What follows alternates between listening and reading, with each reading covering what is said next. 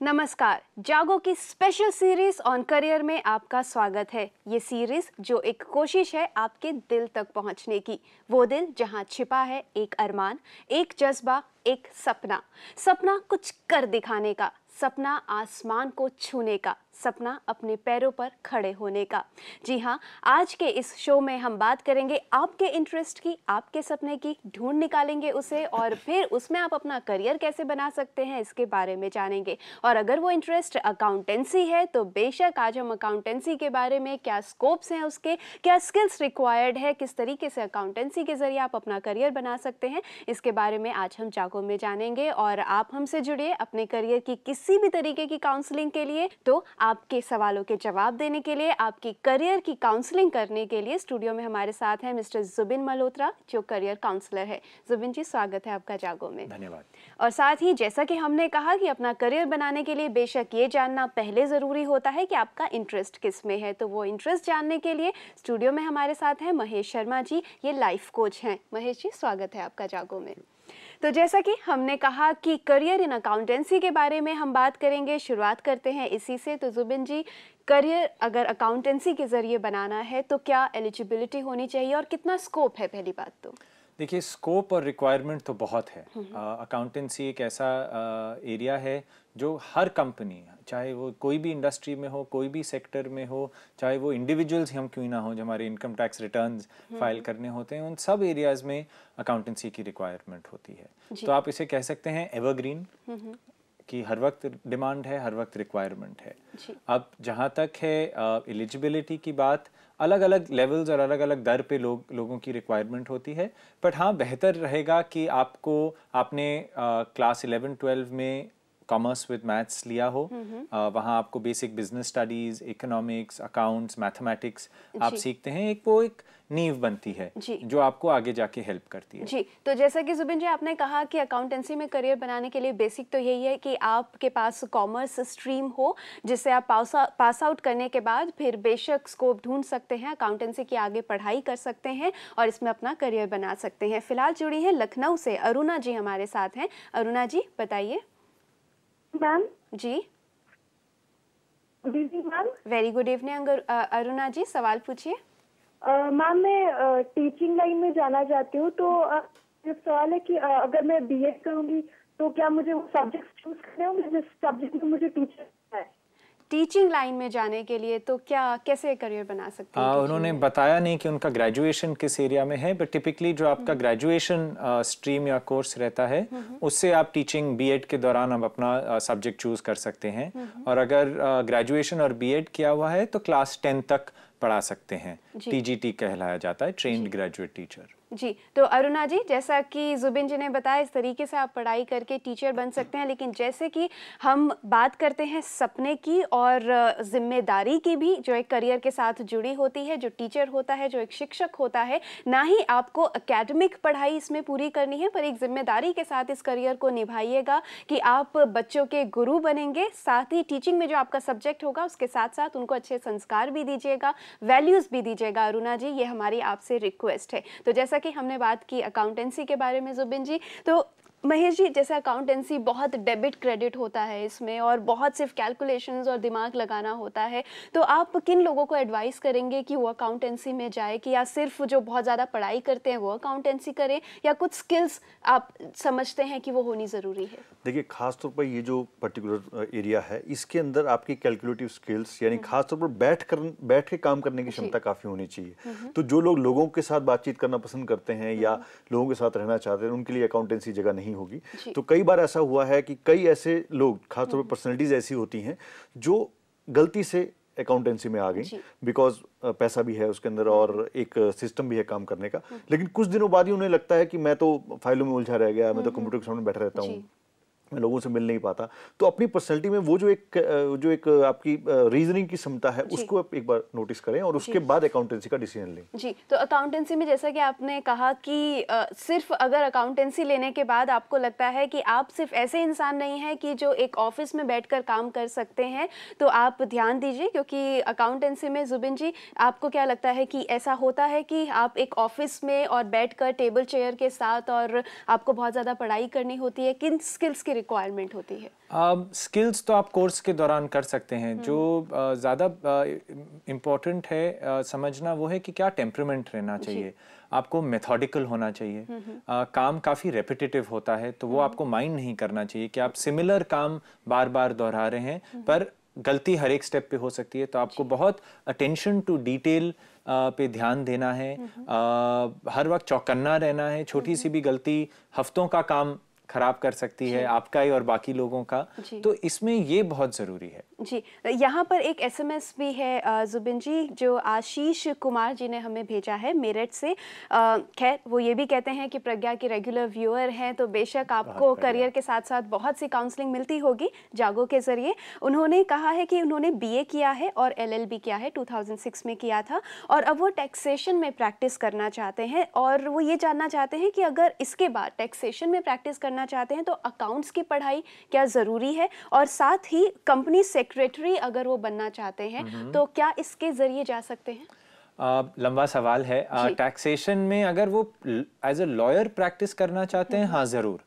थोड़ी समझ चाहिए ऑफ अकाउंट्स, बट ज़्यादा नॉलेज और अंडरस्टैंडिंग चाहिए टैक्सेशन लॉज और रूल्स की। तो वो अपने एलएलबी के बाद एज अ स्पेशलाइजेशन, जैसे कई लोग कॉर्पोरेट लॉ करते हैं, कुछ लोग टैक्सेशन लॉयर स्पेशलिस्ट बन सकते हैं, या कस्टम्स वगैरह के लिए, सेल्स टैक्स वगैरह के लिए, तो उसमें तो ज़रूर बेशक जा सकते हैं। उन्होंने दूसरी बात कही सीएस की, कंपनी सेक्रेटरी। ये एक अलग एक कोर्स है, क्वालिफिकेशन है रादर, जो कॉम्बिनेशन है मैनेजमेंट का और लॉ का। ये दोनों के बीच में बैठता है। ये कंपनी सेक्रेटरीज जो होते हैं, एक स्टैट्यूटरी रिक्वायरमेंट है। कोई भी अगर पब्लिकली लिस्टेड कंपनी है, उनको एक कंपनी सेक्रेटरी होना ज़रूरी होता है। वो बोर्ड ऑफ एडवाइजर्स और जो कंपनी का मैनेजमेंट है उनको एडवाइस करते हैं कि क्या सही है, गलत है, क्या प्रोसीजर्स हैं, कभी उनको शेयर्स इशू करने हैं, कि जो भी उनके रेगुलेटरी काम है, तो उनके एक रेगुलेटरी कंप्लायंस और एडवाइजरी देना होता है। साथ साथ में अगर क्योंकि इनका एलएलबी का बैकग्राउंड है, तो वो इन हाउस लीगल एक्सपर्ट भी बन सकते हैं, जो वो एड ऑन है। तो उनको ये कॉम्बिनेशन के साथ सीएस के लेवल्स होते हैं, 3 लेवल, वो उनको क्लियर करने होंगे, मेहनत करनी होगी। पर एलएलबी क्या है तो बहुत ज्यादा मुश्किल नहीं होगा। जी, तो एक बेस तो आशीष जी का बना ही हुआ है, और जैसा कि आपने कहा कि इनको रेगुलर और इनको जो करंट अफेयर्स हैं और जो टैक्सेशन में चेंजेस आते रहते हैं उसके लिए अप टू डेट ज़रूर रहना होगा। तो आशीष जी बस जुट जाइए, थोड़ा सा करंट और न्यूज़ और इन सब के ऊपर ध्यान देते हुए, और साथ ही कंपनी सेक्रेटरी बनना चाहते हैं तो जैसा कि लीगल और लॉ की पढ़ाई आपका बेस है, तो ज़रूर इसमें आपका फ़ायदा होगा। आपको बहुत सी शुभकामनाएं। अभी हमारे साथ जुड़े हैं अजय आगरा से। अजय जी सवाल पूछिए।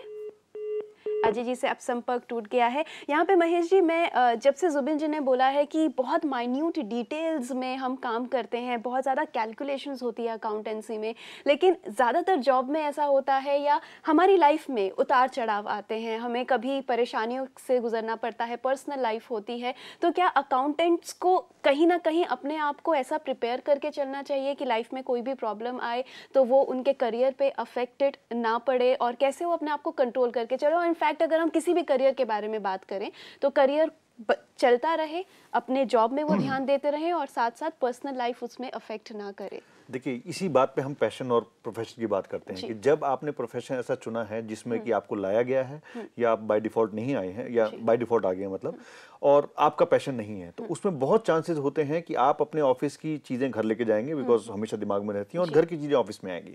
जब हम पैशनेट होते हैं किसी चीज़ के लिए, तो हमारे लिए ये चीज़ें डिस्टर्ब नहीं करती भी हैं तो वो ओवरलुक हो जाती हैं। तो हाँ, ऐसा हर प्रोफेशन में होता है कि आप जो काम कर रहे हैं उसका इफेक्ट पड़ता है, लेकिन क्योंकि ये फील्ड ऐसा है कि इसमें बहुत माइन्यूटली जाना पड़ता है, तो यहाँ पर एक छोटी सी गलती भी बहुत ज़्यादा नुकसान दे सकती है। तो ऑब्वियस है कि यहाँ पर आपको उस तरह का टेम्परामेंट होना चाहिए, जिसे हम परफेक्ट टेम्परामेंट बोलते हैं, उस तरह का टेम्परामेंट होना जरूरी है। और जैसा आपने पहले भी बोला कि टेम्परामेंट ना ही ये होना चाहिए कि आपको एक्यूरेसी के साथ जीवन भर काम करना है, साथ में ये भी होना चाहिए कि आप बोर्डम ना फील करें इस करियर के साथ, और अगर ये आपका पैशन है तो जिंदगी भर आप बहुत फायर के साथ इसमें काम कर सकते हैं। लेकिन जैसा कि हम बार बार कहते हैं कि वो आपका पैशन होना बेहद ज़रूरी है। तो यहाँ रुकते हैं एक छोटे से ब्रेक के लिए।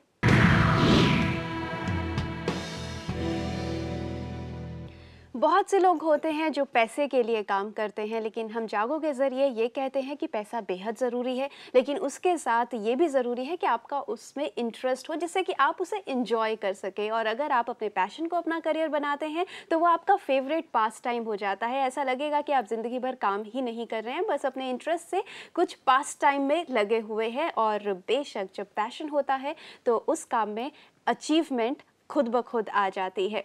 एक और कॉलर जुड़े हैं यहाँ हमारे साथ, पूछिए अपना सवाल। गौरव जी हैं हमारे साथ, कहिए गौरव जी। हेलो जी गौरव जी, अपने टीवी का वॉल्यूम बंद कर दीजिए, हम तभी आपसे बात कर पाएंगे। बताइए। जी मैम, मैम एक क्वेश्चन पूछना चाहता हूँ। सबसे पहले तो मेरा आपको सबको नमस्कार। नमस्ते मैम, अभी मैं आपका एक प्रोग्राम ये देख रहा था, करियर काउंसलिंग पर। हेलो जी मैम, मैं आपका ये प्रोग्राम देख रहा था, करियर काउंसलिंग का जो प्रोग्राम है। मैंने एमबीए किया फाइनेंस में। मेरा एमबीए फाइनेंस एंड मार्केटिंग में, और एक्सपीरियंस मुझे 5 साल का है अकाउंट्स में ही। हेलो जी जी गौरव जी। जी, मुझे एक्सपीरियंस फाइनेंस में ही 5 साल का है। इवन देन मैं ये जानना चाह रहा था कि क्या कुछ ऐसी क्वालिटीज अकाउंटेंसी के अंदर अपने अंदर स्किल्स इंप्रूव करने चाहिए, जिससे मुझे जॉब में भी इंप्रूवमेंट हो और मेरे करियर के लिए भी अच्छा हो। जी बेशक गौरव जी, जब हम काम करते हैं तो कांस्टेंट एक इम्प्रूवमेंट की भी ज़रूरत होती है हमारी प्रमोशन के लिए, आगे बढ़ने के लिए। तो कैसे अपने स्किल्स को और पॉलिश कर सकते हैं? ज़रूर, डिपेंडिंग कि कहाँ काम कर रहे हैं। फाइनेंस या अकाउंट्स में काफ़ी अलग अलग डिविजन्स हो सकते हैं या एरियाज़ हो सकते हैं जहाँ काम करते हैं। उनके रिलेटेड काफ़ी शॉर्ट टर्म कोर्सेज या मैनेजमेंट डेवलपमेंट प्रोग्राम्स भी होते हैं। दूसरा जहाँ एरिया देख सकते हैं कि कई अकाउंटिंग स्टैंडर्ड्स में आजकल चेंजेस आ रहे हैं। ग्लोबल स्टैंडर्ड्स हैं जो इंडियन कंपनीज को भी अब अडॉप्ट और फॉलो करने होते हैं, IFRS जिसे कहा जाता है। तो उसके रिलेटेड वो कुछ कोर्सेज कर सकते हैं। हर एक शहर में जो मैनेजमेंट एसोसिएशंस होते हैं, CII वगैरह, उनके ऑफिसेज या जो लोकल मैनेजमेंट चैप्टर्स होते हैं, उनके वहाँ ये कई बार ये प्रोग्राम्स कंडक्ट किए जाते हैं। हर शहर में या लार्ज शहर में या राज्य में CA इंस्टीट्यूट का रीजनल ऑफिस होगा, वो लोग कई बार कुछ सेमिनार्स वगैरह कराते हैं। तो ये गौरव जी, इन सब चीज़ों के बारे में कैसे पता कर सकते हैं कि ये कोर्सेज कहाँ हो रहे हैं, कैसे ज्वाइन करें? मोस्टली तो इंटरनेट पे ही मिलेगा ये इन्फॉर्मेशन। जो इन एरियाज जैसे बात की, CA इंस्टीट्यूट के आपके जो शहर में लोकल मैनेजमेंट चैप्टर्स हैं या CII फिकी वगैरह के ऑफिसेज हैं, उनके वेबसाइट्स होंगे हर एक सेंटर के, वहाँ एक लिस्ट ऑफ प्रोग्राम्स होते हैं। दूसरा जो आप देख सकते हैं, जो आपके शहर में कोई भी अच्छा अगर मैनेजमेंट स्कूल है या बिजनेस स्कूल है, वो अपने साथ साथ शॉर्ट टर्म प्रोग्राम्स कराते हैं, तो आप वो भी कर सकते हैं। MBA फाइनेंस किया है तो ही जस्ट नीड्स छोटे छोटे updates of knowledge, not to relearn everything. जी बिल्कुल। तो गौरव जी, जुबिन जी ने जो कहा उन सबको बस आपने नोट कर लिया होगा, और अगर नोट नहीं भी किया है तो जैसा कि हम हमारे जितने भी एपिसोड्स हैं हमारी वेबसाइट www.pragya.tv.com पर ये सारे शोज आपको मिलते हैं, तो आप दोबारा इनको देख सकते हैं। ये कोर्सेज ज़रूर करिए और ऑल द बेस्ट कि आप अपने प्रोफेशन में बस आगे बढ़ते जाएं। यहाँ पे महेश जी, जैसे कि गौरव जी तो काम कर रहे हैं, इन्होंने एक प्रोफेशन चुन लिया, इसमें आगे बढ़ना चाहते हैं, लेकिन अगर कोई अपना करियर शुरुआत करना चाहता हो, कोई इंटरेस्ट ढूंढना चाहता हो, तो एक रियलिस्टिक अप्रोच भी बेहद ज़रूरी होती है। सिर्फ सपनों को ही हम सोच के आगे नहीं जा सकते, हमें देखना होता है इसमें कितना स्कोप है, कितना हम आगे बढ़ेंगे, कितना ये पैसा देगा। तो क्या क्या चीज़ें होनी चाहिए जो दिमाग में रखकर हमें एक करियर चूज करना चाहिए? देखिए, बहुत ज़रूरी है कि हमें उसका स्कोप भी मिले, पैसा भी उससे अर्न कर पाएं और अपना जॉब सेटिस्फेक्शन भी मिले। तो एक चीज़ हमें ये देखनी है कि कहाँ हमारा इंटरेस्ट है, मार्केट कहाँ पे करती है और किस चीज़ में हम अच्छे हैं। जैसे कि आपने ये चार्ट भी दिखाया महेश जी, तो ये किस तरीके से काम करता है? एक्चुअली ये जो अभी दिखाना चाहूंगा मैं, लेकिन मैं उससे पहले ही बात करना चाहूंगा कि इन तीनों का इंटरसेक्शन जो होता है, वहां पर हमारी जो एक्चुअल रियलिस्टिक वो है वहां पर पहुंचती है, लेकिन अप्रोच डिफरेंट हो सकती है। आजकल जो मैक्सिमम अप्रोच है वो है आप इस चार्ट को देखेंगे कि मार्केट क्या पे करती है, फिर हम उसमें अच्छे बनते हैं और फिर उसको एंजॉय करते हैं जी।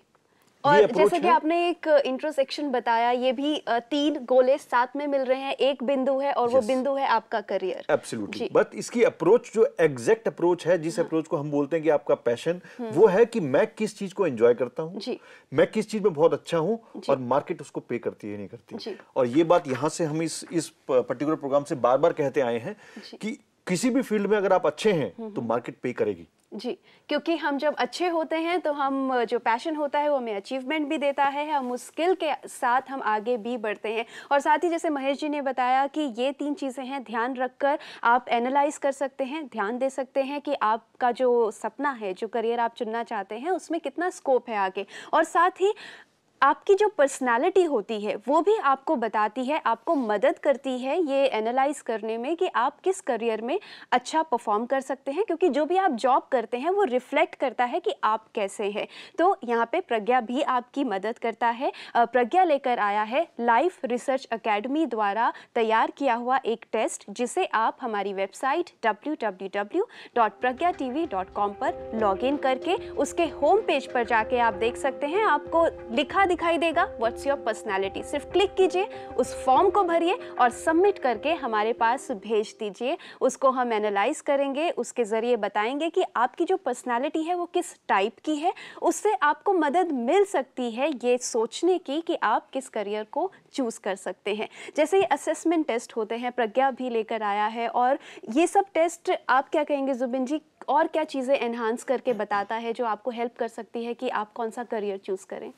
देखिए कौन से सब्जेक्ट्स में आपको एक रुचि है, जहाँ नेचुरली जो आपको लगता है आपको एफर्ट नहीं करना होता है, मेहनत नहीं करनी होती, पर तभी भी रिजल्ट अच्छा आता है, वो एक बहुत बढ़िया इंडिकेटर है कि किस सब्जेक्ट एरिया में आपके स्ट्रेंथ्स हैं। अब सब्जेक्ट एरिया में स्ट्रेंथ लेके कई एरियाज में आप जा सकते हैं। सपोज मैथ्स है या लॉजिकल एरियाज हैं तो वो इंजीनियरिंग में भी जा सकता है, अकाउंट्स में भी जा सकते हैं, कई एरियाज में जा सकते हैं। तो उनके बारे में फिर थोड़ा थोड़ा पढ़िए, बात कीजिए, अपने पेरेंट्स से बात कीजिए, रिश्तेदारों से बात कीजिए। यहाँ पे बातचीत के साथ साथ भी जुबिन जी, जैसा कि आपने बोला स्ट्रेंथ बताते हैं, तो ये टेस्ट आपकी स्ट्रेंथ और वीकनेसेस भी बताते हैं, जिसको एनालाइज करके आप बेशक अपना करियर चूज कर सकते हैं। जो हमारी कोशिश है कि आप वो करियर चुने जो आप चाहते हैं। रुकते हैं एक और छोटे से ब्रेक के लिए।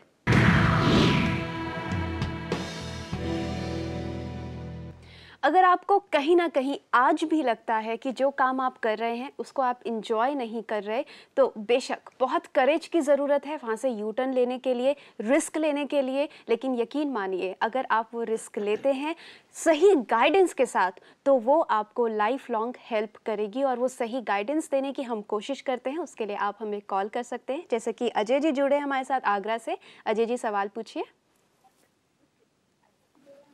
हेलो। हाँ जी। मैं 12th में पढ़ रहा हूँ इस टाइम। मेरा नाम अजय है जी।